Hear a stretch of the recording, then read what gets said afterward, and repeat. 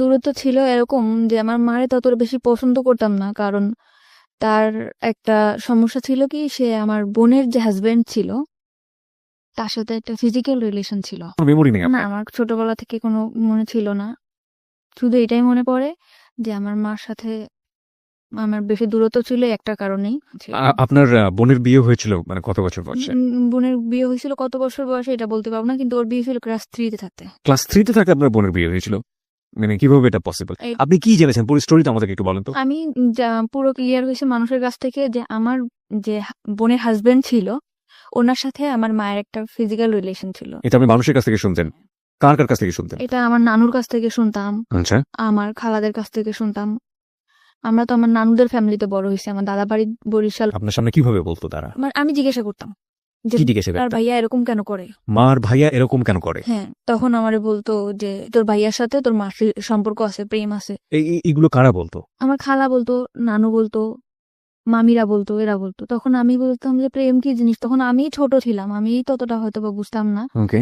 তো তখন আমি সবসময় চেষ্টা, যখন আপনি এগুলো শুনতেন, আপনি তো অনেক ছোট ছিলেন, আপনার ভেতরে ফিলটা কি হতো? আমার মনে হতো যে ওখানে কি হচ্ছে, ওটা কি, আমি নিজের চোখে দেখতাম, বুঝতামও। মানে আপনার সামনেই ঘটনাগুলো হ্যাঁ, ঘটতো? ঘুরতো। আমি দেখতাম দূর থেকে, মানে বোঝার চেষ্টা করতাম যে এটা কি হচ্ছে। এমনকি রুমের মধ্যে ঢুকলেও দেখতাম ওরকম অবস্থায়, কিংবা ওরকমই থাকতো। তো ওকে। তো আমি তখন আমার নানুরে জিজ্ঞেস করতাম, কিংবা আমার খালাদের জিজ্ঞেস করতাম যে এটা কেন হয়। ওনারা কিছু বলতো না? না, ওনারা কিছু বলতো না, বলতো তোমার মার সাথে ওনার সম্পর্ক আছে। তাহলে মার সাথে যদি সম্পর্ক থাকবে তাহলে বোনের স্বামী হয় কিভাবে, এরকম আমার মাথার মধ্যে সবসময় এটাই করতো। আর আমার চিন্তা ছিল যে ওইটা ওখানে কি হচ্ছে। এই জন্য আমি আস্তে আস্তে বড় হলাম, তখন ক্লাস 6-এ যখন পড়ি তখন একটা ছেলের সাথে আমার সম্পর্ক হয়। এগুলো নিয়ে আপনি আপনার মাকে কখনো জিজ্ঞেস না, করেননি আমি যে মা? মাকে কখনো জিজ্ঞাসা করিনি। আপনার মা কি জানতো যে আপনি আপনি এটা দেখছেন? হ্যাঁ, আমার মা জানতো আমি দেখছি, এবং আমার ফ্যামিলি সবাই জানতো, আমার বাবা এভরিবডি নোজ ইট। সবাই জানতো। জানার পরেও বিষয়গুলো নিয়ে কোনো কথা হতো না, কোনো ধরনের কোনো ঝামেলা হতো না আমাদের ফ্যামিলিতে? পুরো ফ্যামিলি তারপরেই ডিপেন্ড করতো কার উপর? আমার দুলাভাইয়ের উপর। আপনার পুরো ফ্যামিলি এই ভদ্রলোকের উপর ডিপেন্ড করতো ইকোনমিক্যালি? জি। এবং এই জন্য কেউ কোনো কিছু বলতো না? না, কিছু বলতো না। ডিপেন্ড করতো মানে কি ধরনের ডিপেন্ড করতো? টাকা পয়সা দিয়ে হেল্প করতো। আমাদের তো কোনো ভাই নেই, কাজের কোনো নাই, আব্বাও তো সেরকম বেশি কাজ করতে পারতো না, এই জন্য আমার ভাইয়াই সাহায্য। মানে আমার বাবা ওটা জানতো? হ্যাঁ, আমার বাবাও জানতো। এবং জানার পরেও কখনো এগুলো নিয়ে কোনো ধরনের মনোমালিন্য, কোনো ধরনের ঝামেলা? আমি ততটা বুঝতাম না তো। বুঝতে পারতেন না। মাকে নিয়ে আপনার প্রাথমিক পর্যায়ের প্রথম মেমোরিটাই হচ্ছে এরকম একটা জিনিস আপনার চোখে পড়া। আজকের এই স্টোরিটা খুবই খুবই খুবই গুরুত্বপূর্ণ প্রিয় শ্রোতা, এবং যেটা হয়তো সমাজের অন্য কোনো লাখো মানুষের মধ্যে ওর গল্পটা মিলে যাবে না, কিন্তু একটা সন্তানের জন্য অনভিপ্রেত কোনো ঘটনা তার জীবনে কতটা ছাপ ফেলে এবং এটা শেষ পর্যন্ত কোথায় গিয়ে কি দাঁড়ায়। আমাদের সামাজিক মানসিকতার জায়গাতে আমরা যে সোশ্যাল সাইকিয়াট্রিক যে ব্যাপারগুলো আমাদের চারপাশে ঘটে যায় সেগুলো গণমাধ্যমে খুবই কম আসে, এবং এগুলো যে মানব জীবনে কতটা গুরুত্বপূর্ণ, নেগেটিভলি এগুলোর ইম্প্যাক্ট কতটা ভয়াবহ হতে পারে, কিংবা আদৌ একটা মানুষের জীবনে কতটা প্রভাব ফেলে, সেগুলো নিয়ে আজকের এই হ্যালো ইট 920 অনেক দূরে এগিয়ে যাবে। আমরা একটু ওকে জানার চেষ্টা করি আসলে। ওকে ফাইন, আপনি যেটা বলছেন যে ক্লাস 6-এ আপনি একটা ছেলের সাথে বা কোনো একটা, হ্যাঁ আমার মামার বন্ধু ছিল সে। হুম। তো আমি তার সাথে কথা বলতাম, সব ধরনের আর কি ফাজলামি করতাম। তখন আস্তে আস্তে বললো যে তোমার আমার খুব ভালো লাগে, তোমার আমার পছন্দ। আমি বলছি, ঠিক আছে। তখন আমিও আর কি ছিলাম যে ভালোবাসা কি জিনিস, ফার্স্ট টাইম 6-এ থাকতে এরকম আসছে, তখন আমিও এটার মধ্যে করলাম। তখন আমি ওরে বললাম কি, আমি আমার মার বিষয়টা ওরা শেয়ার করলাম যে আকাশ, ওর নাম ছিল আকাশ, আকাশ এরকম আমার মা আর ভাইয়া এগুলা করে, তুমি আমার সাথে করবা? তখন ও বললো যে তুমি অনেক ছোট, আর আমাদের মধ্যে এরকম কেন হবে, যা হবে বিয়ের পর হবে। যেই খবর ওরা, আমি বলছি যে চলো আমরা একটা কিছু করবো, ওইখানে কি হয় তুমি আমার একটু বুঝাও। যখনই বলতাম একটু বুঝাও, ও এড়াই যেত, কেমন জানি করতো না। ও আবার অনেক খারাপ ছিল ছেলেটা, যেরকম অনেক ধরনের নেশা করতো, এর জিনিস ছিনতাই করতে ও করতো। তারপরও ওরাকে আমি অনেক ভালোবাসতাম। তখন ফার্স্ট টাইম আমার লাইফে ও আসছে, আমি ওরা অনেক ভালোবাসতাম। পরে আমার মামার সাথে একটা দ্বন্দ্বের কারণে ও আর কি চলে গেছিল। আচ্ছা। তারপরে আমি আমাদের স্কুলে যাইতাম, ওই বিষয়টা আমার মাথার মধ্যে সবসময় থাকতো যে ওইটা কি, ওইটা আমার জানতে হবে, ওইটা কি। মানে বাবা মা এবং দুলা ভাইকে যে অবস্থায় দেখেছেন? দেখতেছি দেখছি। তখন আমি আরেকটা ছেলের সাথে সম্পর্ক হয়, তার নাম হচ্ছে ইমরান। দোকানে মানে ওর একটা দোকানে কাজ করতো ও। ওকে স্কুলে যাইতাম আসতাম, ওখানে ওর সাথে আমার রিলেশন হয়। এখন আমি ওকে বললাম যে একটা কিছু করি, তা বলতো কি যে বিয়ে করতে হবে। তাহলে আমি বলছি, যদি বিয়ে করতে চাও চলো। আমার সবসময় ধারণা ছিল যদি বিয়ের পরে এই জিনিসটা হয় তাহলে ইমরানটা আমি যেভাবে হোক বিয়ে করবো। একটু জাস্ট বোঝার জন্য, মানে আপনার ওই বিষয়টার প্রতি এক ধরনের কিউরিওসিটি গ্রো করে? সবসময় মাথার মধ্যে খেলতেছে যে ওইটা কি হচ্ছে, ওখানে কি হলো, আমি ওইটা চাই। আকাশ বললো যে বিয়ে না করে এটা করা যাবে না, এই জন্য আমি চিন্তা করলাম যে আমি এটা বিয়েই করবো, সে যেই ছেলেই হোক। বিয়ে জিনিসটাও কি আপনি বুঝতেন না। না?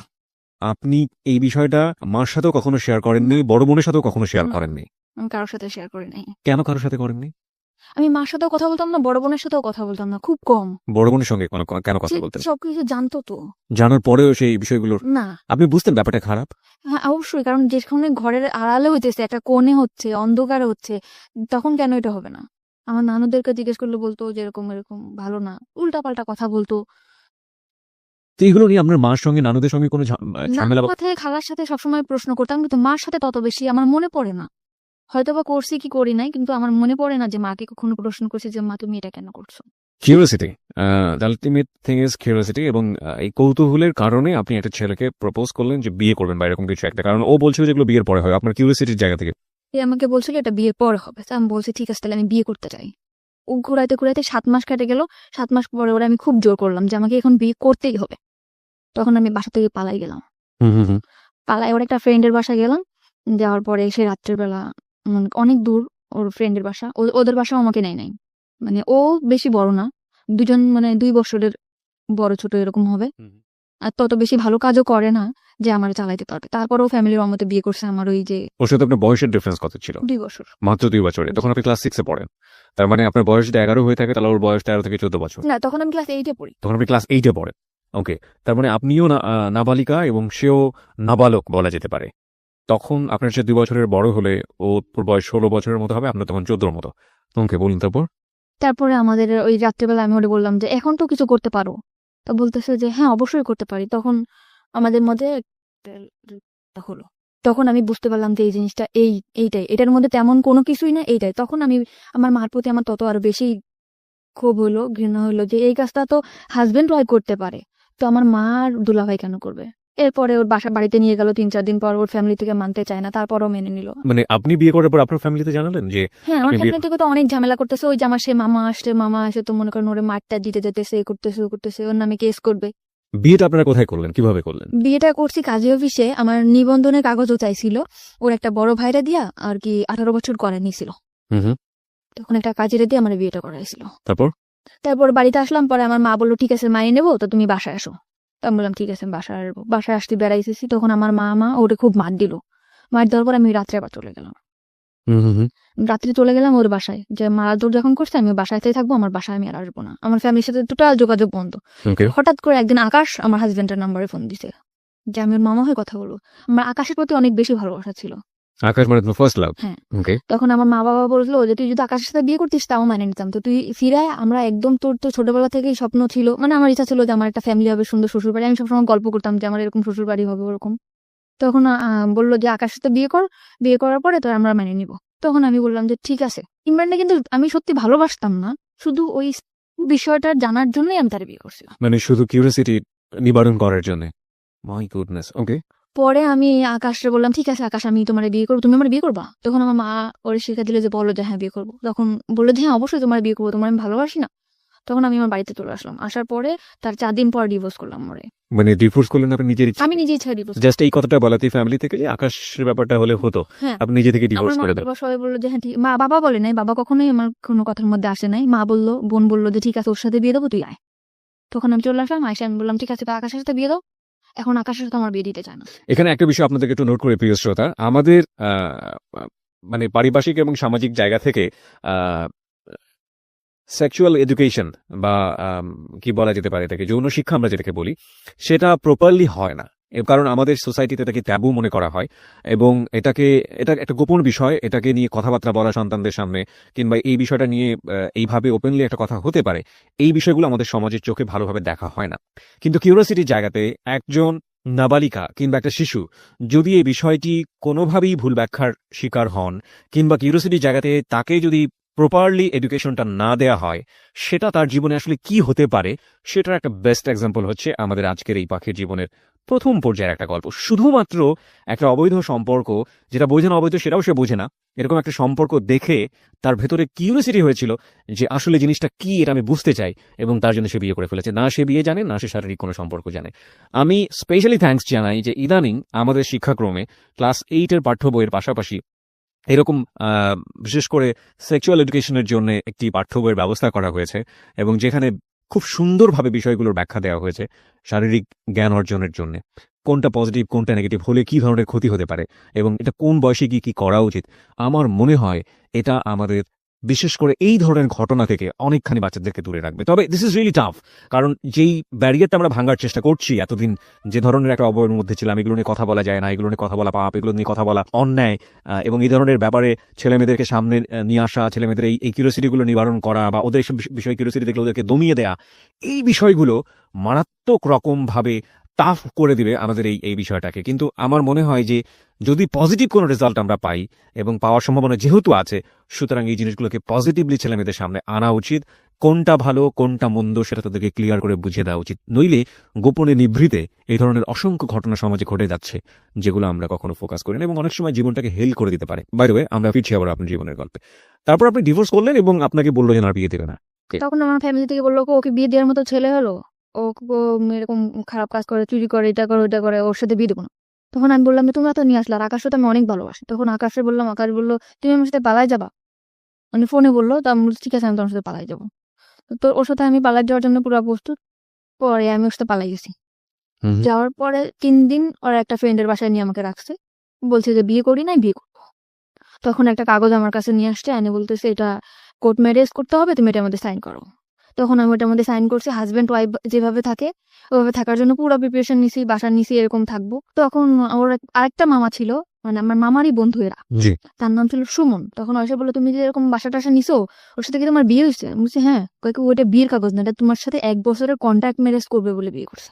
মানে 1 বছরের কন্ট্যাক্ট ম্যারেজ করেছেন? ওকে, আমি তখন ওইটাও বুঝি না যে কন্ট্যাক্ট ম্যারেজ আসলে কি? আমি বলছি আমার কাগজটা দেখেন, আমি পড়তে পারবো। তখন আমার ও কাগজটা আকাশও দেখেন, আকাশ নিখোঁজ। যে এখন ওর সুমন আমার বললো এই কথা, তখন আকাশ নিখোঁজ। কিন্তু আকাশের প্ল্যান ছিল ওইটাই, যে মামা আমার আগে যে মামা ছিল তার সাথে তার দ্বন্দ্ব ছিল, এই জন্য সে আমার বিয়ে করবে কিংবা একটা ইসের মধ্যে রাখবে, কিন্তু সেও আমারে ভালোবাসতো না। কিন্তু আমি ভাবতাম যে একটা সংসার হবে, আকাশ আমার ভালোবাসা, আকাশের সাথে আমি ভালোভাবে থাকতে পারবো। সেভাবে হলো না। তো তখন আমার সুমন মামা ফোন দিল মা বাবারে, মা বাবা বললো যে ঠিক আছে ওরে নিয়ে আসো। জিনেদা ছিলাম আমরা, ইয়ান থেকে খুলনা নিয়ে আসলো। খুলনা নিয়ে যাওয়ার পরে আমার মা বললো যে ঠিক আছে যা হয় হয়েছে, এরকম ভাবে থাকো। এরকম করে পরে আমার ঢাকাতে চলে আসলাম। আমার বোন আর দুলাভাইও ঢাকাতে থাকতো, তখন চাকরি হয়েছিল আমার বোনের। তো থাকতো মিরপুরে, আমি ওর বাসায় থাকতাম, টুকটাক বাসার কাজ টাজ করতাম, থাকতাম এভাবে। তার 2 বছর পরে তখন আমার লেখাপড়া একদম বন্ধ। মানে কোন ক্লাসে থাকা অবস্থায়? 8 ক্লাস 8-এ থাকা অবস্থায় আপনার লেখাপড়া বন্ধ, এইসব ঘটনা ঘটার পরে পরপর 2টো বিয়ে। ওকে, পরে আমাকে করলো। 2 বছর পরে আমার ফ্যামিলি থেকে একটা ছেলে দেখলো। আচ্ছা। ফ্যামিলি থেকে ছেলে দেখার পরে আমি 2 বছর মতো ঢাকাতেও থাকতাম, খুলনাতেও থাকতাম। পরে আমাকে আনলো বাড়িতে, দেখালো, ছেলে একবার দেখেই পছন্দ করলো। 1 সপ্তাহের মধ্যে বিয়ে। ওকে প্রিয় শ্রোতা, আমরা এই জায়গাটায় ছোট একটা বিরতি নিতে চাই। আপনারা সবাই শুনছেন close up presence hello 8920 ABC radio FM 89.2 এ। আমি আরজি কিবরিয়া রয়েছে আপনার সঙ্গে, এবং আজকে পাখি তার জীবনের গল্প বলার জন্য আমাদের স্টুডিওতে। পাখিকে দেখার জন্য, কিছু বলার জন্য, ওর সাথে যোগাযোগ করার জন্য আপনারা আমাদের ফেসবুকে কানেক্টেড হতে পারেন। আমাদের ফেসবুকের ঠিকানা হচ্ছে www.facebook.com/abcradiofm89.2। এছাড়াও আপনি চলে আসতে পারেন আমার ফেসবুক পেজে।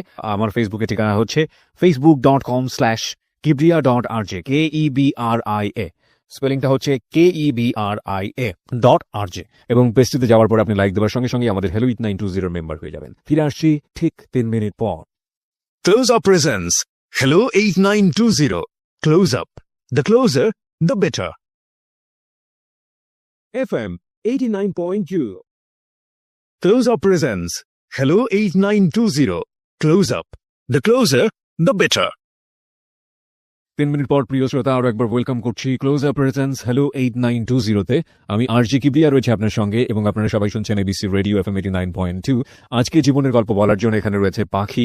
19 বছর বয়স তার, এবং তার যে জীবনের গল্প সেটা আসলে খুবই খুবই খুবই মর্মান্তিক। আমরা ফিরবো তার কাছে। যেখানে আমরা ছিলাম, পাখি আপনি বলছিলেন যে আপনার 1 সপ্তাহের মধ্যে বিয়ে হয়ে যাবে, এরকম একটা পরিস্থিতি তৈরি হয়েছে আপনার ফ্যামিলিতে।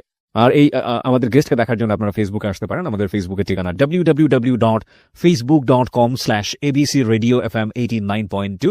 এছাড়াও আপনি চলে আসতে পারেন আমার ফেসবুক পেজে। আমার ফেসবুকের ঠিকানা হচ্ছে facebook.com/kibria.rj, KEBRIA, স্পেলিংটা হচ্ছে KEBRIA.RJ। ওকে, বলুন তারপর। তারপর 1 সপ্তাহের মধ্যে বিয়ে ঠিক হলো। ছেলে দেখার পর বললো ঠিক আছে আমার পছন্দ হয়েছে, আমি ওকে বিয়ে করতে চাই। ওকে, ছেলে কি করে? ছেলে বাড়িতে কৃষি কাজ করে। তা আমিও বললাম যে ঠিক আছে, ফ্যামিলি থেকে যখন দিতেছে আমি বিয়ে করবো। বাবা বাড়ি ঘর সব দেখে আসলো, বিয়ের দিনও পড়লো। হয়েও গেছে, তার বাড়িতে গেছে, মানে হয়েছে কি তার বাড়িতে গেছে, তার চাচার যে ঘরটা আছে সেই ঘরটা দেখাইছে, তার চাচার বাড়িটা দেখাইছে। মানে যখন ঘর বাড়ি দেখাবে তখন সেই চাচার বাড়িটা দেখিয়েছে। হুম, আচ্ছা তার যে মূল বাসা সেটা সে দেখাই নাই। আচ্ছা তা আমার ফ্যামিলিও বুঝতে পারে নাই। বিয়ের পরে আমাকে উঠাইছে একটা ভাঙা ঘরের ভিতরে, ঘরটা একদম হেলে পড়ে যাবে, উপরে টালি, নিচে হচ্ছে বেড়া আছে। আমি আমার হাজবেন্ডকে জিজ্ঞেস করলাম যে আপনাদের এই এটা কেন? তখন বললো কি চাচার বাড়ি আর আমার বাড়ি কি এক না? তখন আমি বললাম চাচার বাড়ি আর তোমার বাড়ি এক তো সেটা তো কথা না, আমার তো ঘর যেটা, আমার যে ঘরটা আমি থাকবো সেই ঘরটা যদি ভালো না হয় আমি কেমনে থাকবো? এই ঘরটা তো এখনই আমার শরীরে পড়ে যাবে। আমি বললো পড়বে না, সব ঠিক হয়ে যাবে, আমার জায়গা জমি আছে, বিক্রি করবো। তো তখন আমি মানে নিলাম চুপচাপ যে যা হোক হয়েছে, জীবন তো অনেক ভুল হয়েছে। আর আমি ম্যারিড পার্সন ছিলাম, সে আনম্যারিড ছেলে। এটা সে জানতো, তার কাছে বলা হয়েছে এটা, তাকে কিন্তু বিয়ের আগে জিজ্ঞেস করা হয়েছে যে আপনি কি ম্যারিড পার্সন, সে বলছে যে না আমি ম্যারিড পার্সন না। এবং আপনার সম্পর্কে বলা হয়েছে যে আমি নিজে তাকে বলছি আমি দুটো বিয়ে করেছি, আমি এরকম রিলেশন করে 2টা বিয়ে করছি। এবং কি কারণে বিয়ে করেছি কথা কারণটা বলেনি কখন, তো বলছি যে আমি রিলেশন করে বিয়ে করছি। দুটো বিয়ে করেছি। হ্যাঁ, সেটা শুনেই আমার প্রতি হয়েছে যে বিয়ের সাথে কোনো ব্যাপার না, আপনার দেখে আমার খুব ভালো লাগছে। ওকে তারপর আমরা আমার বাবার বাড়ি বেড়াতে আসলাম, বেড়াতে আসার পরে এইভাবে দিন যায়। তারপরও আমি শহরে তো মানুষ হয়েছি, তারপরও আমি অনেক কিছু মিস করতাম যে এই জিনিসটা নাই, সংসারে এই জিনিসটা নাই, অনেক কষ্টে দিন যেত আমার। তার আর কোনো ভাই বোন ছিল না, সে একটাই ছেলে। ওকে এখন আস্তে আস্তে আমার হাজবেন্ডের মধ্যে দেখতাম পরিবর্তন। কি পরিবর্তন? সে ফোনে কথা বলে, গ্রামের ছেলে তাও ফোনে কথা। কি ব্যাপার, তুমি কার সাথে কথা বলো? বলি কথা। তারপর আমি জানতে পারলাম, অনেক ভাবে জানতে পারলাম, চেষ্টা করে প্রায় 2-3 মাস পর জানতে পারলাম সে আগে একটা বিয়ে করছিল। সে আমার কাছে মাপটা চাইছে যে আমি বিয়ে করছি, তুমি মাপ করে দাও, আমি তোমার বলতে পারি। আমি বিয়ের আগে তো আমি আপনাকে জিজ্ঞেস করছিলাম, আপনি আমাকে কেন বলেন নাই? ওকে পরে বলতেছে তোমাকে আমার এত ভালো লাগছে যে তোমার কথা যদি আমি বলতাম তাহলে হয়তো বা তুমি বিয়েটা রাজি হতো না। আচ্ছা তখন আমি বললাম যে ঠিক আছে, যা গেছে গেছে, আপনি ওই মেয়ের সাথে যোগাযোগ করেন না, আমি করবো না। ওকে তারপরও মেয়েটার সাথে যোগাযোগ করে। তখন আমি বললাম খুলনাতেই রাখবো না, তোমাকে আমি নিয়ে চলে যাবো ঢাকাতেই।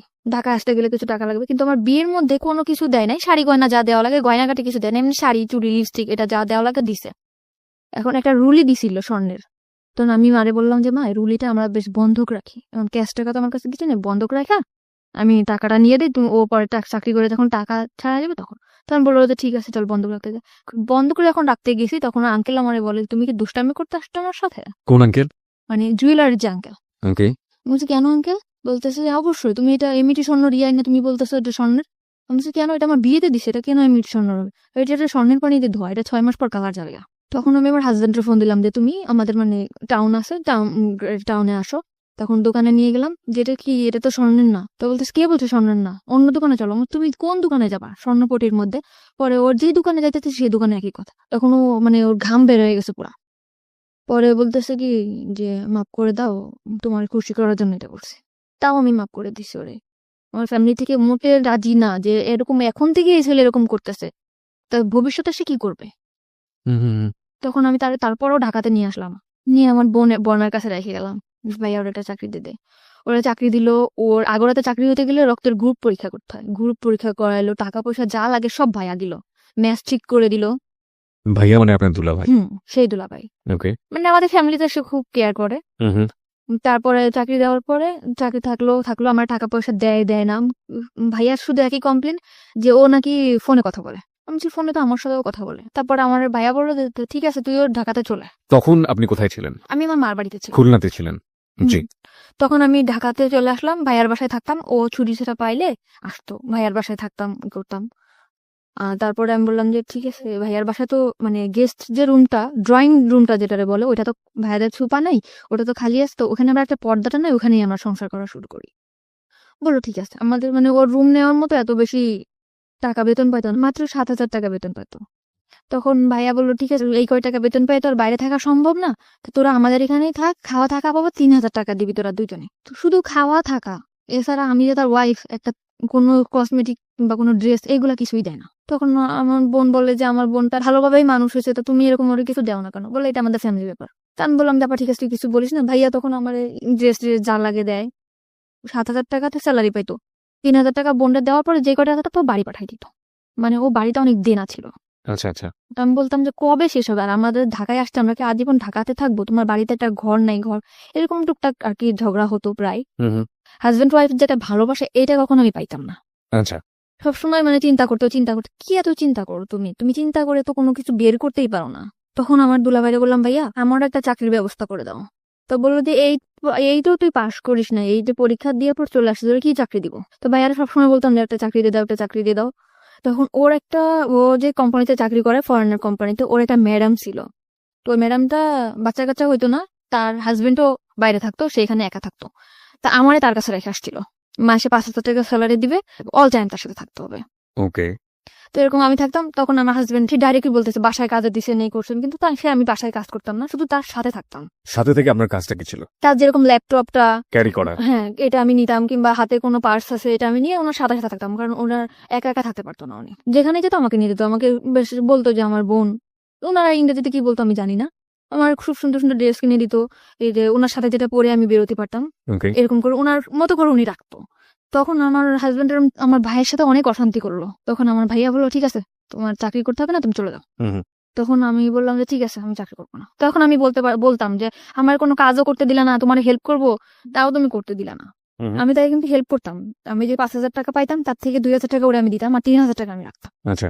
তখন আমার হাজবেন্ড বলতো যে কি এমন কাজ করতাম, মানুষের বাসায় কাজ করতাম, এরকম করে বলতো। তো আমি বলতাম এসব কথা বলবো না, আমি কি কাজ করতে তুমি জানতা না। কিন্তু ওই যে ফরেনার ছিল উনি বলতো তুমি আমার সাথে 1 বছর যদি থাকো, তোমার লাইফটা পুরো আমি ওকে করে দিয়ে যাবো। তখন চলে আসছি যখন বাসায়, রান্না বান্না করে খাই দেয়, এরকম করে আমার হাজবেন্ড করে কি ওই মেয়ের সাথে যোগাযোগ করে, আগের ওয়াইফের সাথে। আচ্ছা। তখন আমি বললাম যে তুমি এরকম কেন তার সাথে কথা বলো? বলে যে তার সাথে কথা বলি, কে বলছে? তো এরকম বহুবার আমি হাতে নাতে ধরছি, হুম। তারপরে সে স্বীকারই করে না। তারপর আমার সাথে অনেক ঝামেলা করে, ঝগড়া করে, এই করে। পরে আমি বলছি যে তুমি যদি এরকম করে থাকো, তার সাথে তুমি থাকো, আমার সাথে কোনো যোগাযোগ করে তার সাথে থাকো, যাও। এক কথা বলার সাথে সে তার কাপড় চোপড় নিয়ে আমার ভাত থেকে নেমে চলে গেছে। ওকে। যাওয়ার পরে একটা মেসেজ উঠছে, তখন আমি ফোন দিয়ে, আমার ফোন রিসিভ করো না, বলে কি তুমি যদি আমার সাথে আসতে চাও তাহলে এখন আসো। আমি আমার ফ্যামিলি বললাম আমি কি করবো, তোমরা দেখে শুনে বিয়ে দিছো, সে প্রথম থেকে এরকম করতেছে, আমি কি করবো এখন? বলে তার সাথে তুমি কোথাও যাবে না, তুমি তোমার ভাইয়ের বাসায় থাকো। তখন আমি আমার ভাইয়ের কাছে, বোনের কাছে থাকতে লাগলাম। আমার প্রথম 2-1 দিন, 4-5 দিন, 1 মাস 2 মাস ফোন দিছে, পরে আমার কোনো ফোন দিত না। ওকে। তখন আমার ভাইয়ার বলার পরে ভাইয়ার ইটফোর্স সিকিউরিটি সার্ভিসটা আছে, ওখানে যোগাযোগ করে আমার একটা চাকরি নিল লেডিস সিকিউরিটি গার্ডে। তারপরে ওখানে আমি চাকরি করলাম 1 বছর মতো। 1 বছরের মধ্যে আমি কারোর সাথে মিশতাম না। আমি অফিস, বাসা, অফিস, ঢাকা শহর মানে এই সময় হাজবেন্ডের সাথে কোনো সম্পর্ক না। নেই বা ডিভোর্স হয়নি? না, ওকে। ঢাকা শহর সম্বন্ধে আমার কোনো ধারণাই নেই। বোরকা পরতাম, বেশ বাসা থেকে যেরকম বড় বড় জামা পরতাম, গ্রামে থেকে যেরকম আসতাম ওরকমই ছিলাম। 1 বছর পরে আমার ওই যেখানে চাকরি করতাম ওইখানে একটা ল্যান্ড ওনার ছিল, ল্যান্ড ওনার? ওখান থেকে আমার সে অফার করে তার সাথে, মানে ওই বিল্ডিং এর ল্যান্ড ওনার? ওকে। ওই ল্যান্ড ওনার আমার প্রপোজ করে যে মানে বিভিন্ন ভাবে, তুমি দেখতে অনেক সুন্দর, তোমার লুকিংটা অনেক সেক্সি, তোমার দেখতে খুব ভালো লাগে। পরিচয়টা হলো কিভাবে? মানে উনি আসে যায়, আমি সালাম করি যে স্যার আসসালামু আলাইকুম, আবার লিফটটা আমি ধরে দেই, উনি উঠে, ল্যান্ড ওনার যেহেতু, আবার আসলে ওনার হাতে যদি কিছু থাকে ওটা আমি ক্যারি করি। তো এই জন্য উনি আমার মানে ডাকলো যে তুমি একটু উপরে আসো, 13 তলায় আসো। আমি গেছি জি স্যার। পরে বলতেছে তোমার লুকিংটা অনেক সুন্দর, তোমার আমার খুব ভালো লাগে, তুমি আমার সাথে করবা, একদম ডাইরেক্ট। তখন আমি বললাম স্যার আপনি কি বললেন এটা, আমি আপনার সম্মান করি, তাই বলে আপনি এভাবে বলতে পারেন না। বাই দ্য ওয়ে, এখানে একটু মানে মানে I am really really confuse. যেহেতু আপনি মোটামুটি একটা আইন শৃঙ্খলা রক্ষাকারী এরকম একটা বেসরকারি প্রতিষ্ঠানেই কাজ করতেন, সেখানে ওনার তো একটু ভয়ে ডর কিছু করা উচিত ছিল। মানে উনি ডিরেক্ট এইভাবে ডেকে নেবেন, আপনার অ্যাটিটিউডের মধ্যে কোনো কিছু কি ছিল এরকম যে কারণে ও আমি সবসময় অনেক রুট ছিলাম, আমার সাথে কেউ কথা বলতেও সাহস পেত না। আমরা যে কটা মেয়ে ছিলাম আমাদের সাথে কোনো ছেলেরাও কথা বলতো না, আমাদের যে ছেলে গার্ডগুলো ছিল সেও কথা বলতো না। পরে আমি বললাম স্যার আপনি কি জাস্ট তোমার আমি দেখলাম যে তুমি তোমার জায়গায় কেমন অনেস্ট। ওনার কথাটা অনেক তাড়াতাড়ি ফিরায় নিল। তখন বললো কি যে আমার এখানে চাকরি করো, এখানে তো অনেক 13 তলা বিল্ডিং, অনেক ভালো ভালো লোকেরা আসে, তো তুমি কি কি করো না করো এই জন্য। তা দেখলাম ভালো, তুমি থাকতে পারবা এখানে, 1 বছর হয়েছে, আমি চাই যে যতদিন এখানে আছে তুমি থাকো। তখন আমি বললাম যে স্যার ঠিক আছে। তখন সে ল্যান্ড ওনার, তার উপরে আমি কিছু বলতেও পারি না। তখন আমার যে জুন কমান্ডার ছিল তাকে আমি বললাম স্যার এরকম ভাবে আমার প্রপোজ করছে, কয় তোমার তো কপাল খুলে গেছে। সে কি মেল ছিল না ফিমেল ছিল? ছেলে ছিল। ছেলে। ওকে। তো তুমি যদি একটু সময় তার সাথে করো, আমি তখন ব্যাপারটা যে কি ব্যাপার, আমি এখানে ঢাকা শহরে কাজ করতে আসছি। তখন আমি স্যারে বললাম স্যার আমি যদি কাজ করেই খাবো তাহলে আমি যদি ওরকম করেই খাবো তাহলে তো আমার কাজ করার দরকার আসে না। হুম। এখানে আমি আমার শ্রম বিক্রি করতে আসছি, আমার শরীর না। হুম। তখন আমি তাকে এই কথাটা যখন বললাম সে আমার পড়ানোর আগে গেল যে তোমার জন্য আমাদের এই পোস্টটা থাকবে না। পোস্ট থাকবে না? হ্যাঁ, এই কথা বলার পর আমি ওখান থেকে চলে আসলাম আমাদের হেড অফিসে। উনি আমার নামে কমপ্লেন করলো, আমার যে জুন কমান্ডার স্যার উনি এরকম ডিউটি ভালো করে না, এই জন্য ওর নামে কমপ্লেন এসে ল্যান্ড ওনার কমপ্লেন দিয়েছে, আপনি ওকে ডাকেন অফিসে। আমাকে স্যার ফোন দিল। আমি ভর্তি হওয়ার পরে কখন আর অফিসে যাই নাই, ওই ফার্স্ট টাইম। ওকে। খুব ভয় পাচ্ছি আমি, স্যার আপনি আমাকে কেন ডাকছেন? কি আমি জানি কি হয়েছে না হয়েছে। আমি পরে স্যারের বললাম যে স্যার আপনি আমার বাবার বয়স এরকম এরকম ব্যাপার। মা তাহলে তোমার ওখানে যাওয়া ঠিক হবে না, তুমি রিজার্ভে থাকো। রিজার্ভ। হ্যাঁ। ওকে যে বিভিন্ন জায়গায় যে যেরকম সোনারগাঁ, রেডিসন এরকম যেরকম পার্টি টাটি হয়, এখানে ডিউটি করলে তুমি ডিউটি করো। ওকে এমনি সময় বাসায় থাকবা, তোমার স্যালারি 6,000 টাকা। 9,500 টাকা স্যালারি পাইতাম, ওখান থেকে 6,000 টাকা চলে আসছে। ওকে ওখানে বিভিন্ন ছেলেদের সাথে ডিউটি করতে হতো, আমি ওখান থেকেই খারাপ হয়ে গেলাম। মানে রিজার্ভে যাওয়ার পরে আপনি মানে হাউ ইট হ্যাপেন, মানে খারাপ হয়ে গেলাম বললে আপনি কিন্তু বুঝবেন না কিভাবে কি ঘটনাগুলো ঘটেছে। মানে একটা ছেলের সাথে মিশতাম, অমুক জায়গায় ডিউটি করতে হবে, আমাদের দুইজনের, একটা ছেলে একটা মেয়ে। কত কথা হয় না, কথা হইতে হইতে হইতে হইতে ওরা বলে যে আমরা এরকম ড্রিঙ্কস করি, আমরা অনেক মজা থাকি, তুমি কি এমন ড্রেস পরো, বোরকা পরো কেন, এখন কি মেয়েরা বোরকা পরে কিনা। আর আমার মধ্যেও না ওরকম একটা চঞ্চলতা কাজ করতো, আমিও চাইতাম যে না এদের সাথে খোলামেলা ভাবে থাক। এর ভিতরে এরকম থাকতে থাকতে আমাদের বাড়ির পাশে একটা বাড়ি ছিল, বাড়িটার নাম নাই, মানে আমাদের থেকে অনেক ভালো অবস্থা। Okay. ছেলেটা দেখতে শুনতে অনেক সুন্দর ছিল, সে যে আমার মতো একটা মেয়ে প্রপোজ করবে আমি ভাবতে পারিনি। আমি এর মধ্যে বাড়িতে গেছিলাম একবার, পহেলা বৈশাখে বাড়িতে গেছি, সে আমাকে ডাইরেক্ট বললো যে পাখি আমার তোমার খুব ভালো লাগে, তোমার বিয়ের আগে থেকেই ভালো লাগে, তো তোমার সাথে আমি ফ্রেন্ডশিপ করতে পারি। আমি বললাম যে ঠিক আছে করতে পারো। তখন আমিও চাইছিলাম যে একটা মানুষ আমার জীবন থাকো, এরকম করতে করতে না তার সাথে আমার ফোনে, সে থাকতো খুলনাতে, আমি থাকতাম ঢাকাতে। ফোনে রিচার্জ করে দিতাম, আমি চাকরি করতাম, ফোনে রিচার্জ করে দিতাম 50 টাকা 100 টাকা, কোনো গেঞ্জি যা পারতাম কিনে রাখতাম ওর জন্য, ও খুশি হতো। ও আমার অনেক বেশি মানে আমার কথা দিয়া বুলায় রাখতো, আমি এখন যেটা বুঝি যে না ও আমার কথা দিয়া বুলায় রাখে। মানে বিভিন্ন রকম কথা বলতো, ও আমাকে কখনো একটা সুতাও কিনে দিত না, কিন্তু আমি চিন্তা করতাম যে ওরে কি পরলে ভাল লাগবে, কি করলে ভাল লাগবে, এটা করতাম। যেমন প্যান্ট, শার্ট, টি শার্ট, ঘড়ি এগুলা কিনতাম, বিভিন্ন উপর টাকা দিতাম। আমি আর যে 6,000 টাকা থেকে মানে অল্প কিছু, ধরুন 200-500, তখন ওইটাই আমার কাছে বেশি ছিল, ওরকম দিতাম। ও নিত, ও চাইতো। পরে ও মাস্টার্স কমপ্লিট করলো, তখন আমি বললাম যে তুমি ঢাকাতে আসবা, বললো হ্যাঁ ঢাকাতে আসবো। ঢাকাতে আসলো ফ্রেন্ডের বাসায়, আমরা ঢাকায় দেখা করলাম, কথা বললাম অনেক। ও সবসময় বলতো তোমার আমি বিয়ে করবো, যে আগে থেকে আমার পড়াশোনাটা কমপ্লিট হোক। ছেলেটা অনেক সুন্দর ছিল। মানে ও তো বিবাহিত ছিল? না, বিবাহিত ছিল না। একদম বিবাহিত ছিল না। আপনি সম্পর্কে সব জানতো? হ্যাঁ, আমার বাড়ির পাশে সব জেনে শুনে আমার দিকে আগাইছিল। ওকে কিসে পড়তো ছেলেটা?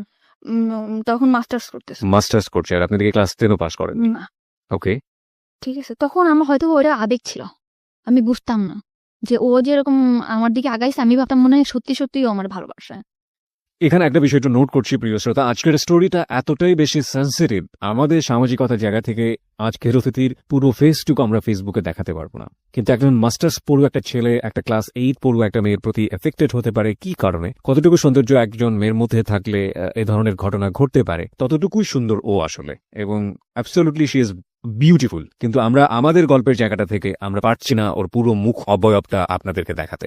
চলুন আমরা আবারও ওর কাছে ফিরি। হ্যাঁ বলুন তারপর। কিন্তু আমি সবসময় চাইতাম যে আমার ছোট্ট একটা সংসার হোক। আমি আবারও স্বপ্ন দেখতে শুরু করলাম যে আমার লাইফে যা গেছে গেছে, ও হয়তো বা আমার এই সুন্দর একটা সংসার দিতে পারবে। বাই দ্য ওয়ে, আপনি যখন এটা বলছিলেন যে আপনি আপনার ছেলে কলেজদের সাথে মিশে বিভিন্ন পার্টিতে হ্যাঁ, তারপর দায়িত্ব ইয়ে করতেন, ওই সময়গুলো থেকে আপনি ওদের সাথে মিশে ড্রিঙ্কস না না, তখন আমি এগুলো তখনও ওরা শুরু করেন? করতো, আমি আর কি ভাবতাম যে আসলে আমি একটু করব, এই করব, মানে ভালো লাগতো। তারপর চিন্তা করতাম না, বোনের বাসায় থাকি, ভয় পেতাম, কিছু করতাম না। তো তখন নাজিমের সাথে মানে আমার সাথে রিলেশন ছিল, তার নাম ছিল নাজিম। তখন ও বললো যে ঠিক আছে আমি তোমার বিয়ে করব।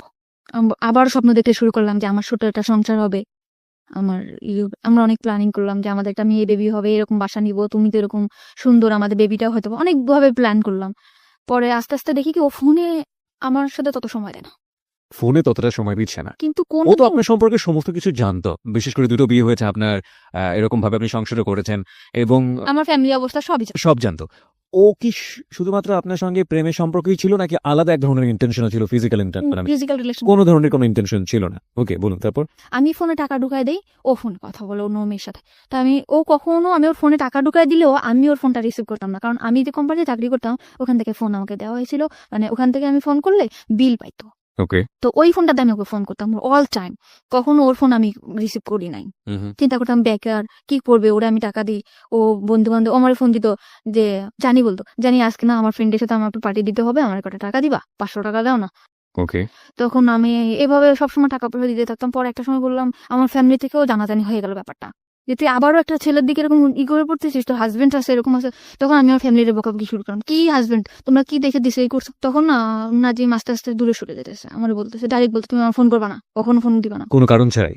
তুমি আমার সবসময় ফোর্স করো, কার সাথে কথা বলি, কি করি না করি, তুমি আমার তখন আপনার হাজবেন্ডের সঙ্গে একেবারেই আপনার যোগাযোগ অফ? একদম যোগাযোগ। বাই দ্য ওয়ে, আপনার হাজবেন্ডের নাম যেন কি ছিল? রিপন। রিপনের সঙ্গে আপনার যোগাযোগ পুরোপুরি অফ। প্রিয় শ্রোতা, আমরা জায়গায় ছোট্ট একটা ব্রেক নিতে চাই। আমরা ঠিক 12:06 ফিরবো। আপনারা সবাই শুনছেন close up presence hello 8920 ABC radio FM 89.2 এ। আজকে পাখি তার জীবনের গল্প বলতে এসছে এখানে। ওকে দেখার জন্য আপনারা ফেসবুকে আসতে পারেন। আমাদের ফেসবুকের ঠিকানা www.facebook.com/abcradiofm89.2। এছাড়াও আপনি চলে আসতে পারেন আমার ফেসবুক পেজে। আমার ফেসবুকের ঠিকানা হচ্ছে facebook.com/kibria.rj KEBRIA।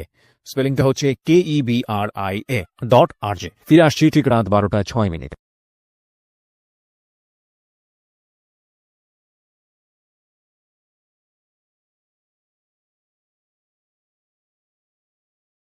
Close Up presents Hello 8920.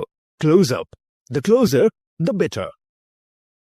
12:06 হচ্ছে সময়। প্রিয় শ্রোতা, আপনারা সবাই শুনছেন close up presence hello 8920 ABC radio FM 89.2 এ। আমি আরজে কিবরিয়া রয়েছে আপনার সঙ্গে, এবং আজকে পাখি রয়েছে তার জীবনের গল্পে। আপনাদের যদি জীবনের গল্প বলার জন্য মন চায় তাহলে আপনারা আমাদেরকে ফোন করতে পারেন। আমাদের ফোন নাম্বারটি হচ্ছে 09613892892। আমি আবারও বলছি 09613892892। পাখি আপনার কাছে ফিরছি, এবং পাখিকে দেখার জন্য আপনারা চলে আসতে পারেন আমাদের ফেসবুক পেজে। আমাদের ফেসবুকের ঠিকানা www.facebook.com/abcradiofm89.2।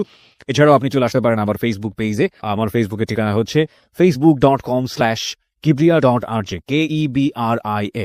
স্পেলিংটা হচ্ছে KEBRIA.RJ। ওকে, জি বলুন তারপর। তো রিপনের সাথে কোনোভাবে যোগাযোগ নেই, মানে আমার হাজবেন্ড কোনো যোগাযোগ করে না, কিছু না। ওকে। তখন আমি নাজিমরে বললাম বিয়ে করবে না, তখন ও বললো যে ভালোবাসলে যে বিয়ে করতে হবে এমন কোনো কথা আছে? তোমারটা আর আমারটা কি একসাথে ম্যাচ করে? এতদিন পরে সেটা বললো যে ভালোবাসলে কি বিয়ে করতে হবে। কিন্তু তোমার আমার অনেক ভালো লাগে, তোমার অনেক ভালোবাসি, কিন্তু তোমার আমার বিয়ে করা সম্ভব না। তো ওরে আমি অনেক বেশি ভালোবেসে ফেলছিলাম, মানে আমি যাকেই ভালোবাসি অনেক বেশি ভালোবাসি ফেলি। কিন্তু সবাই আমার সাথে মানে বুঝতেই পারি না যে এরা আমার সাথে এরকম প্রতারণা করতেছে। তখন নাজিম ফোন দেই, ফোন ধরে না, ফোন দেই, ফোন ধরে না। তখন এই যে আমার যে ফ্রেন্ডরা ছিল ওদের সাথে আমি মিশলাম। ওকে, মানে কলিগ যারা। কলিগ ছিল, এদের সাথে আমি মিশলাম। মিষ্টি মিষ্টি বললো যে ড্রিঙ্কস করা ভালো লাগবে। পরে আমি এক পর্যায়ে ড্রিঙ্কস করলাম।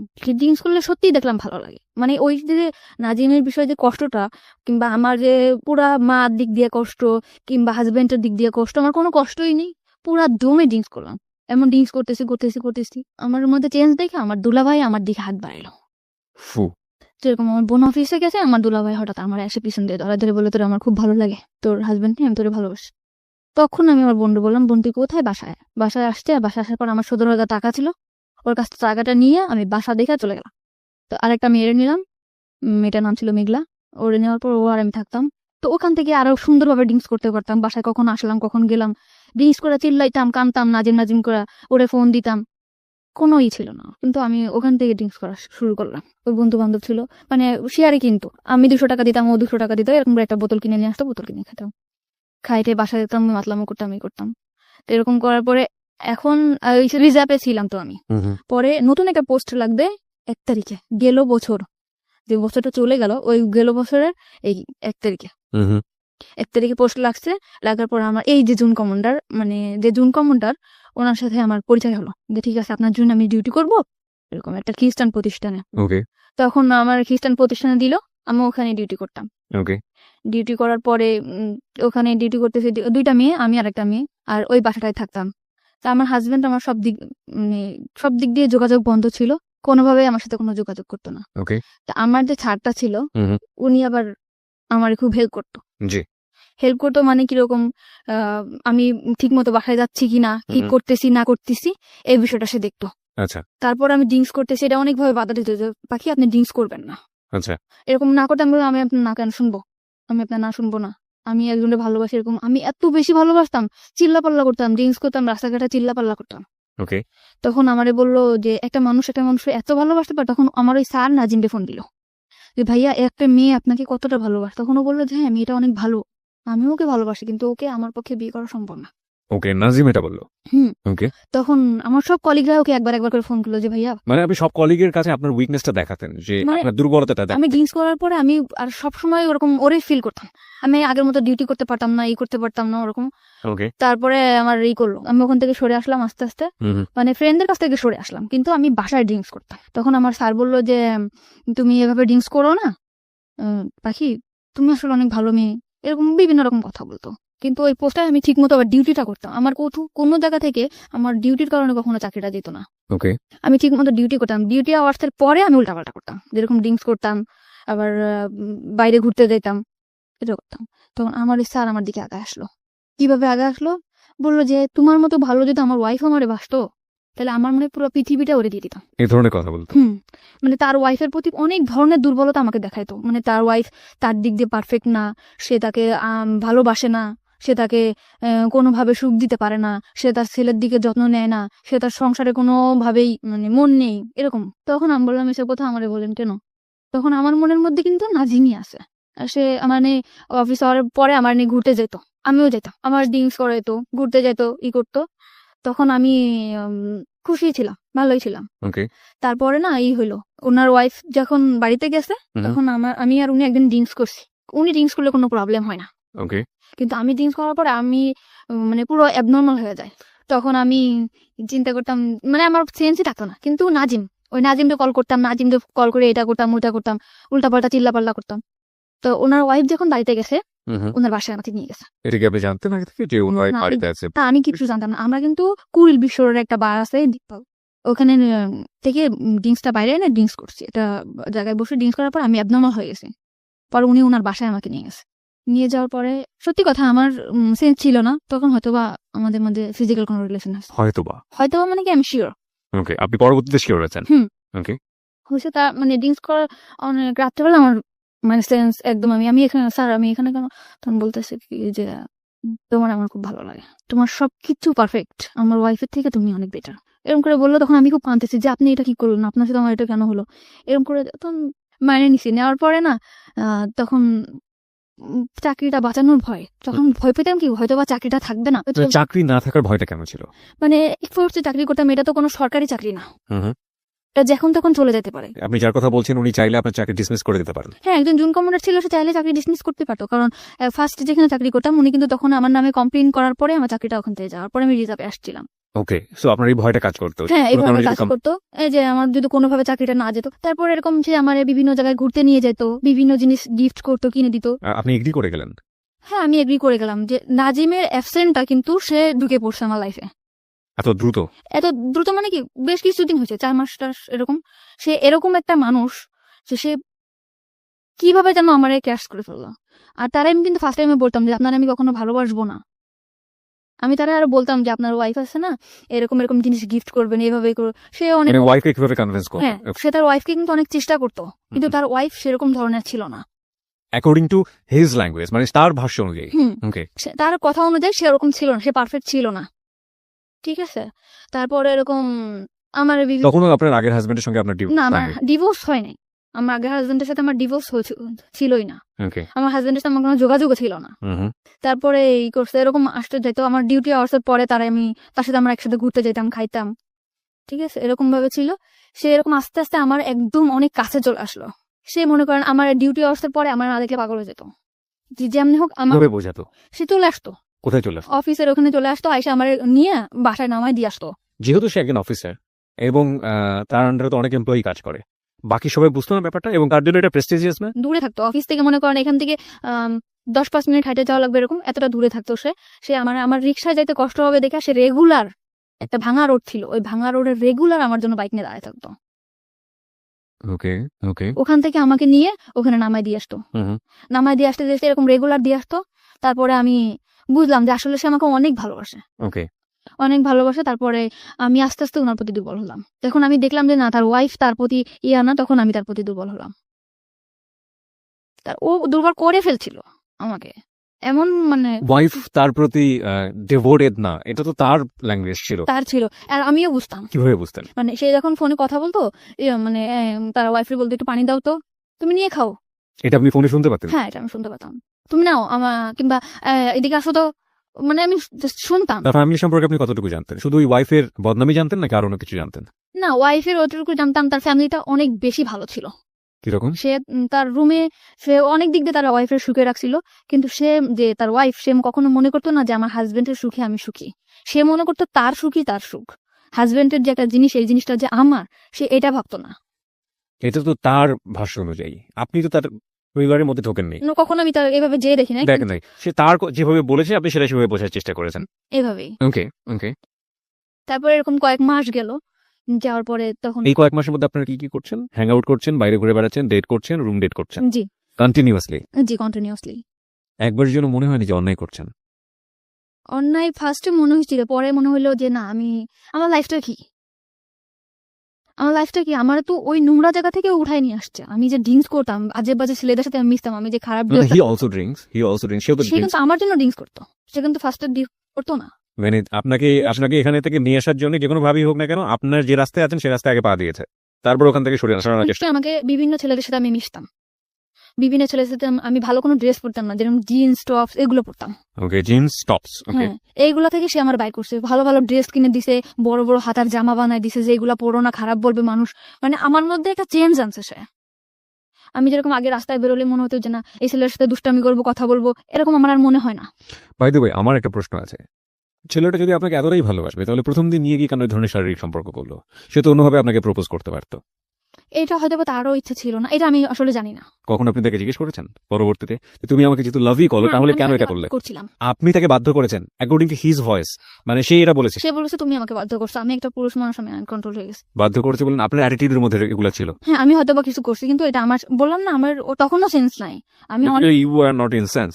ওকে, তারপর? ঠিক আছে, এরকম বলার পর তখন আমি একটা বাসা নিলাম, বাসা নিলেন মানে? মানে ওই বাসাটা ছেড়ে দিলাম। আমি আগে যে বাসাটা থাকতাম ওই বাসাটা ছেড়ে বেশ দিলাম। কয়েকজন ফ্রেন্ড মিলে থাক। হ্যাঁ, তখন আমি আলাদা একা একটা বাসা নিলাম। এক একটা বাসায় কি ওর সিদ্ধান্ত অনুসারে নিলেন নাকি আপনি একা একা নিজে নিলেন? একা বাসাটা কেন প্রয়োজন হলো? ওর জন্য আমি একটা সময় কাটাবো, আমরা হাজবেন্ড ওয়াইফ থাকবো, বিয়ে করব। বিয়ে করার কথাও আপনাকে বলেছে? হ্যাঁ, অল টাইম আমারে বলতো, যে আমি বলতো হ্যাঁ বিয়ে করবো, সমস্যা কি, তুমি আমার ওয়াইফ, সব জায়গা বলতো। ওর কখনো ভয় থাকতো না যে না আমি একটা জায়গায় বলবো আমার ওয়াইফ, ও কখনো আমার নিয়ে ঘৃণা করতো না। ও বলতো যে তোমার আমি একটা পচা নর্দমা থেকে ওটা নিয়ে আসছি, তুমি আমার কাছে একটা পবিত্র। ও আপনার পাস্ট সম্পর্কে জানতো, অতীত সম্পর্কে জানতো? সব, আমার পুরা ফ্যামিলির ডিটেলসও জানতো, মা বাবা ভাই বোন সব জানার পরেও আমার প্রতি অনেক বেশি দুর্বল হয়েছে। হুম। তো এরকম করে সবসময় বলতো, অনেক অনেক লাভ করতাম। বাসা নিলেন কোথায়? বাসা নিলাম অফিসের পাশেই। অফিসের পাশেই? আপনার কলিগরা জানতো যে এই ধরনের সম্পর্কে আপনি ওদের জড়াতেন? পুরোপুরি সিক্রেট ছিল বিষয়টা? হ্যাঁ, পুরোপুরি সিক্রেট। আমার সবাই জানতো আমার হাজবেন্ড আছে, আমার একটা বেবি আছে, বাচ্চা, মেয়ে বাচ্চা, এটা জানতো। আমিও সবসময় ফেস করতাম যে আমার একটা বেবি আছে, মেয়ে, এরকম করে ফেস করতাম। তো ওরকম বাসায় আসতো যাইতো, সবাই জানতো আমার হাজবেন্ড। তো আমাদের মধ্যে না বিয়ে একটা সময় কাজী অফিসেও নিয়ে গেছে ও আমাকে। কাজী অফিসে নিয়ে গেল? হ্যাঁ, চলো বিয়ে করবো। গেছি, তখন আমার ডিভোর্স হয় নাই। তখন কাজী অফিস থেকে বললো যে ওনার তো ডিভোর্স হয় নাই, 3 মাস, ডিভোর্স হওয়ার 3 মাস পর বিয়ে করতে হবে। এ কথা বলার পরে বলতেছে যে তাহলে কি করব? তখন আমি বললাম যে ঠিক আছে, আমি ফ্যামিলির সাথে কথা বলি, মা বাবার সাথে বলি যে আমি ডিভোর্স করব। আপনি কি জানতেন যে উনি যদি আপনাকে বিয়ে করতে চায় তাহলে ওনার আগের ওয়াইফের পারমিশন লাগবে? হ্যাঁ, না এটা আমি জানতাম না। এটা আপনি তখন জানতেন না, তখন এটা আমি জানতাম না। Okay. তখন আমি, আপনি তখন কখনো কি প্রশ্ন করেছেন যে তুমি যে আমাকে বিয়ে করতে চাচ্ছ, তোমার আগের ঘরের কি হবে, আগের সংসারের কি হবে? মানুষের 2টা বউ থাকে না, এটা অ্যান্সার দিত? আমি যদি চালাইতে পারি, আমাকে 2টা বউ থাকতে পারে না, আর আমি তো এটাই আপনি মানতাম। তো একটা সংসারের স্বপ্ন দেখতেন, সুন্দর একটা সংসার আমি তো- যেখানে আপনার বিচরণ থাকবে, সুন্দর একটা ঘর, সেখানে আরেকজন মানুষের শেয়ার আছে, এটা মানতে পারতেন? এটা হয়তো বা মানতে পারতাম না, কিন্তু তখন আমি এমন একটা অবস্থায় ছিলাম, ওরে পাওয়ার জন্য সবকিছু করতে রাজি। ও 2টা কেন 5টা বউ থাকবে, ও তো আমারও সময় দিতেছে। ও তো আমারই সময় দিতেছে। হ্যাঁ, this is very important part, প্রিয় শ্রোতা। আমরা বারবারই বলি মানুষের যখন খুব ডিজাস্টার মোমেন্ট যায় সেই সময়টাতে আসলে যে কেউ যখন পাশে এসে দাঁড়ায়, ইভেন একজন শত্রুও যদি, অতীত জীবনের একজন শত্রুও যদি পাশে এসে দাঁড়ায়, সেই মানুষটাকে অদ্ভুত রকমের ভালো লাগে।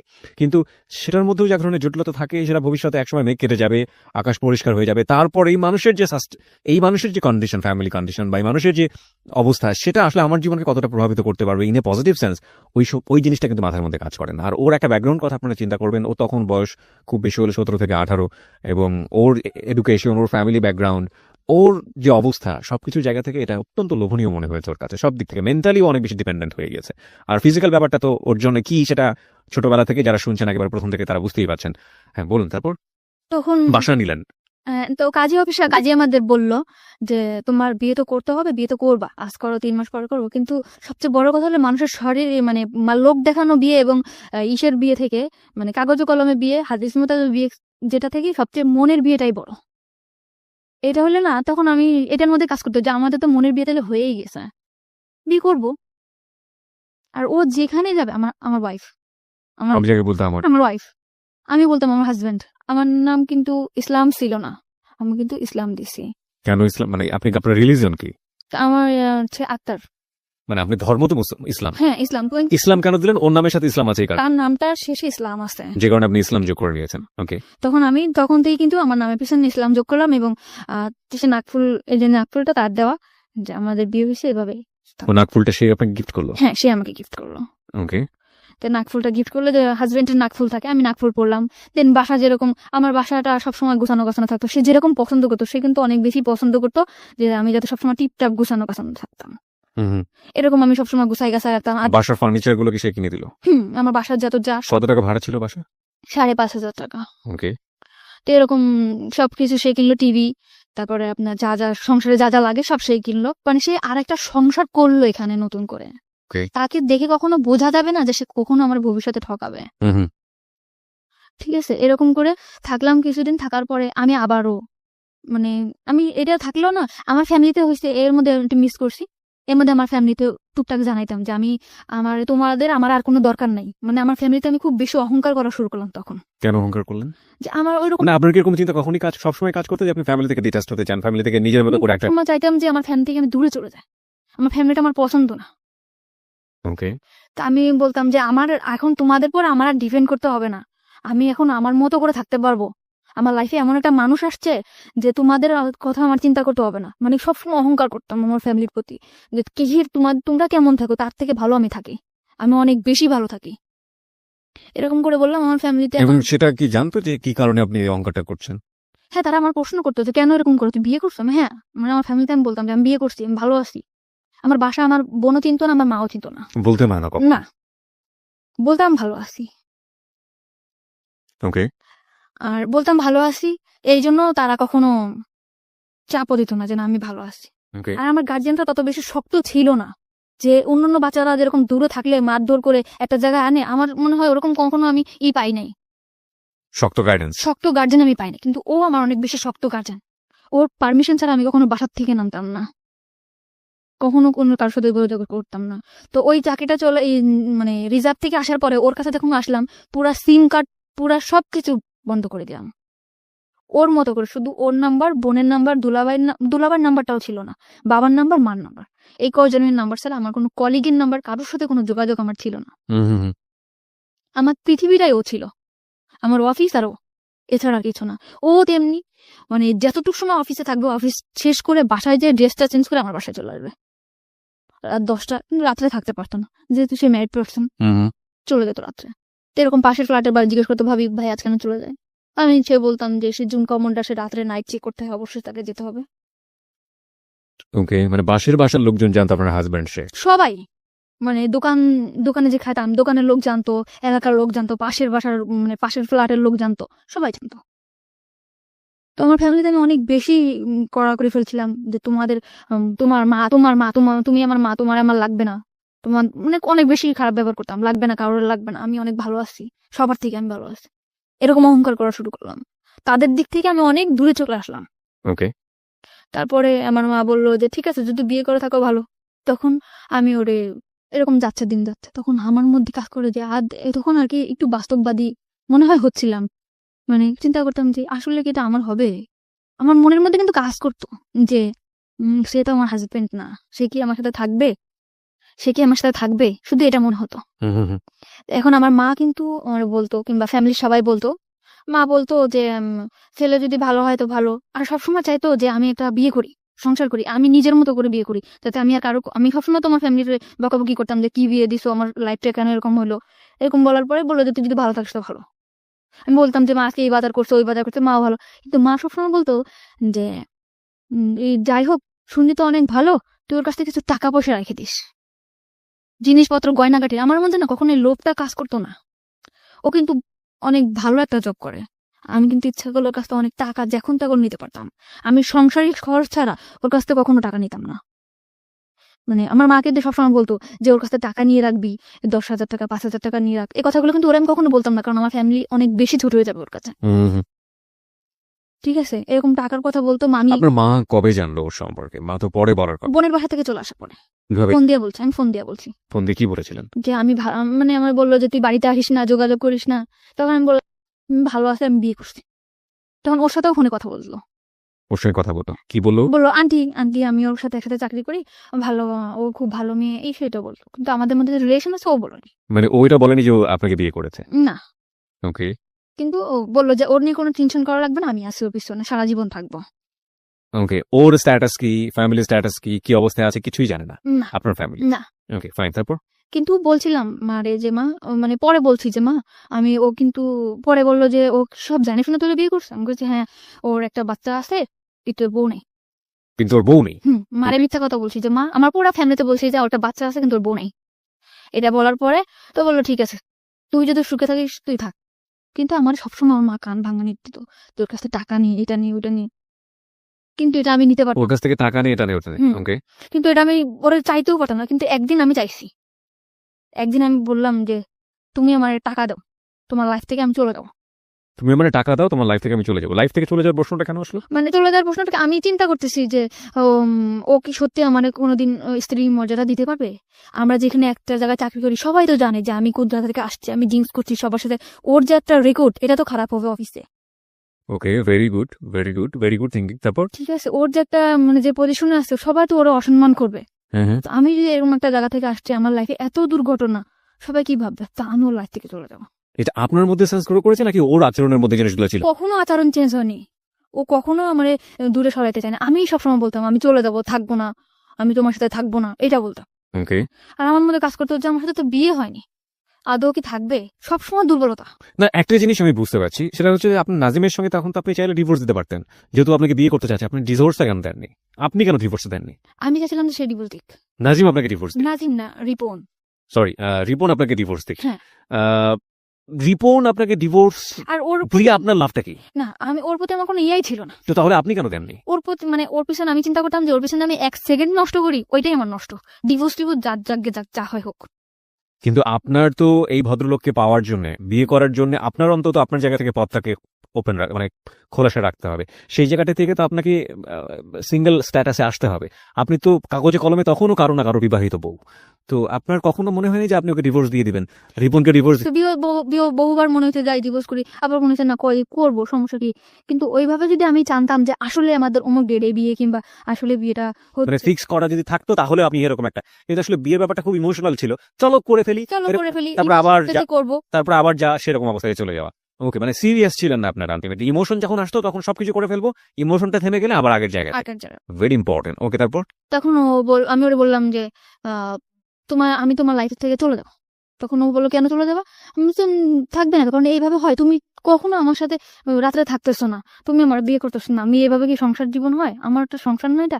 তখন ও বললো যে তুমি আমার লাইফ থেকে চলে যাও, তুমি টাকা চাচ্ছ, তুমি টাকা নিবা, কিন্তু এই বাসায় থাকবা, তুমি এই বাসা থেকে কোথাও যেতে পারবা না। ও টাকার নিয়ে আপনাকে প্রশ্ন করেনি যে তুমি টাকা দিয়ে কি করবা? কোনো দিনও প্রশ্ন করে নেই। কোনো প্রশ্ন সে করেনি। না। টাকা চাচ্ছ, টাকা নিবা। হ্যাঁ, Okay, টাকা তারপর? চাচ্ছ, টাকা নাও, তোমার অ্যাকাউন্ট করে দিয়েছি, অ্যাকাউন্টে রাখো, তাও ভালো, কিন্তু তোমার আমি কখনো আমার জীবন থেকে তুমি যাইতে পারবা না। প্রিয় শ্রোতা, আমাদের আর একটা বিরতির সময় হয়েছে, আমরা এখানে একটা বিরতি নিতে চাই। আপনারা সবাই শুনছেন close up presence hello 8920 ADC radio FM 89.2 এ। আমি আরজি কিবরিয়া রয়েছে আপনার